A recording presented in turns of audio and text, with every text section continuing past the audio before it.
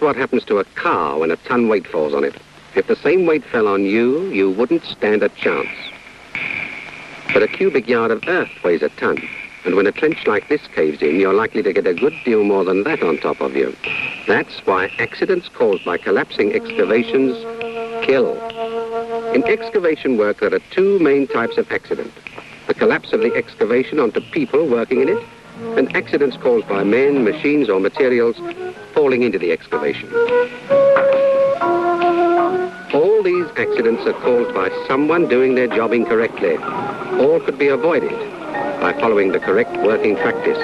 The scenes that follow contain examples of bad practice, all of which could lead to accidents. There are at least 14 examples. How many can you spot?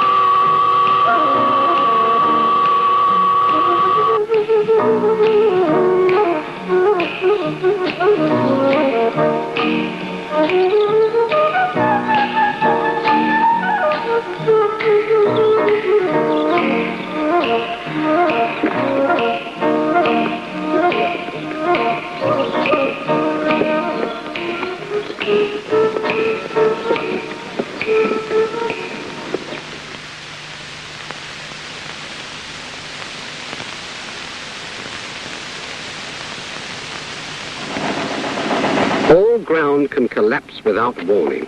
All excavations must be properly timbered if their sides can't be sloped back to a safe angle.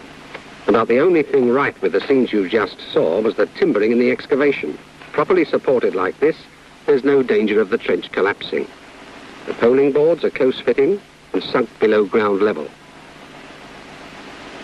The horizontal wailings are held at regular intervals by trench props. Wedges are used at all levels.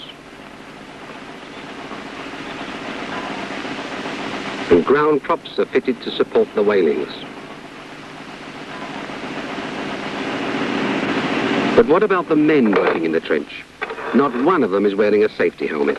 The timbering won't protect them from something falling in from above. And the ganger's working on a single plank, which is a danger not only to himself, but also to the man working underneath him. Any working platform inside an excavation must be properly supported.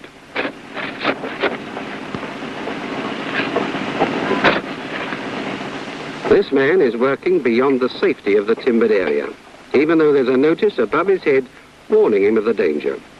You might just as well take a loaded revolver and play Russian roulette.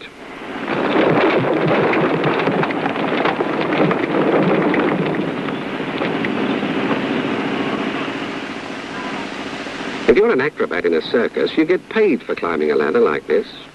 If there's no way of lashing the ladder to the timber, it must be tied to a picket driven into the ground.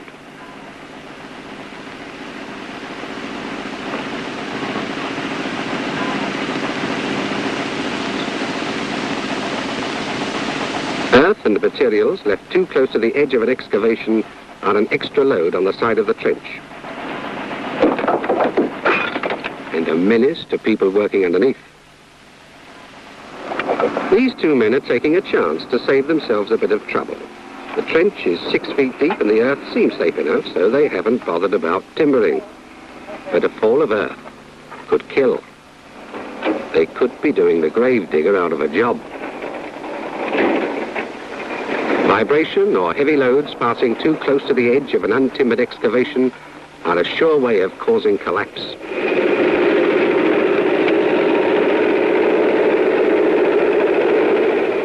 Now, this driver's doing his best to tip his vehicle into the trench as well.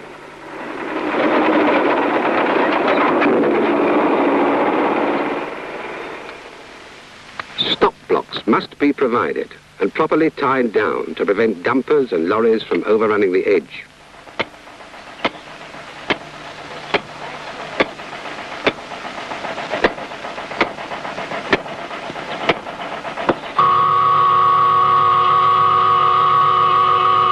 It's the dinner break, but these two men are more likely to break a leg if they use a makeshift ladder like this. Only mountain goats can climb like this without falling. Charlie here thinks he's training for the Grand National. They'll never make Beecher's Brook. They're all going off to eat, leaving a 14-foot hole unguarded. All excavations which are not being worked must be protected by some form of warning barrier. And of course, if the site is used at night, lights must be installed as well.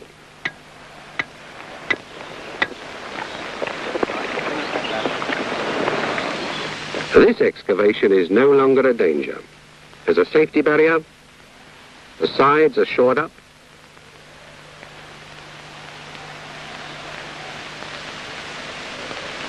the working platform is safe, the ladders are secured, stop blocks are provided for vehicles, and material is stacked away from the edges.